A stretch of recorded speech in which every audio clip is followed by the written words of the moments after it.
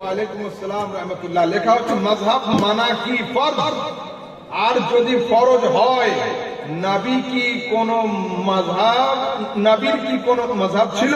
এটাই তো প্রশ্ন নাকি? হ্যাঁ জি, দেখুন নবী কোন মাযহাব মানবেন কেন আমি আপনাকে ক্লিয়ার করে দিচ্ছি। মাঠে যাই না আমরা, মাঠের মাঝখানে মাঝে মধ্যে 2-4 বিঘা 10 বিঘা পরে পরে পানির কল থাকে না? হ্যাঁ, মেশিন গুলো আছে তো। তো যদি মেশিনের পরে ফার্স্ট প্লটে যার জমি আছে ও যদি পানি নিতে চায়, মেশিনের মুখে কি পাইপ লাগাতে হবে?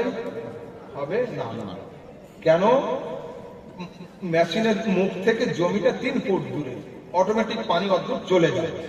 কিন্তু যদি 50 বিঘা পরে 6 একর পরে কেউ পানি নিতে চায়, মেশিন দূরে থাকে, তো দুটো অপশন, হয় পাইপ লাগাতে হবে, ছোট করে ক্যানেল কাটতে, নালা কাটতে হবে, এছাড়া কিন্তু হবে না।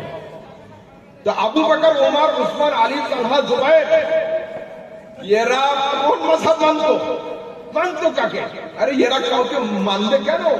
এরা তো মুহাম্মাদি সমুদ্রের আশেপাশে বসবাস করতো। ফজর নবীর সঙ্গে, যোহর নবীর সঙ্গে, আসর নবীর সঙ্গে, মাগরিব নবীর সঙ্গে, ইশা নবীর সঙ্গে, যখন যার যা কিছু হতো নবীকে জিজ্ঞাসা করতে, ইয়া রাসূলুল্লাহ এটা কি হবে, ইয়া রাসূলুল্লাহ ওটা কি হবে, ইয়া রাসূলুল্লাহ সেটা কি হবে, রাসূল শিখিয়ে দিতেন, উত্তর হয়ে যেত। কিন্তু আমাদের জমি, আমাদের জীবন নবী থেকে 1500 বছর দূরে, কিন্তু আমরা চাই মুহাম্মাদি শরীয়তের পানি নেব, ইসলাম শরীয়তের পানি নেব। তো আমাদের পর্যন্ত পানি আনার জন্য পাইপ লাইনের ব্যবস্থা হয়েছে। এই পাইপ লাইন গুলোর নাম হলো সাহাবীদের জামাত, আর এই পাইপের মুখে একটা ট্যাপ লাগাতে হয়, এই ট্যাপের নাম হলো ইমামে আজম আবু হানিফা। ইয়া রাসূলুল্লাহ জিন্দাবাদ জিন্দাবাদ, আল্লাহু আকবার, ইয়া রাসূলুল্লাহ। তারপরে বিষয় হলো এই, একজন লোক সকালে উঠে ট্যাপ চালিয়েছে, দেখছে ট্যাপ থেকে কালো কালারের পানি বেরোচ্ছে, কালো রঙের পানি।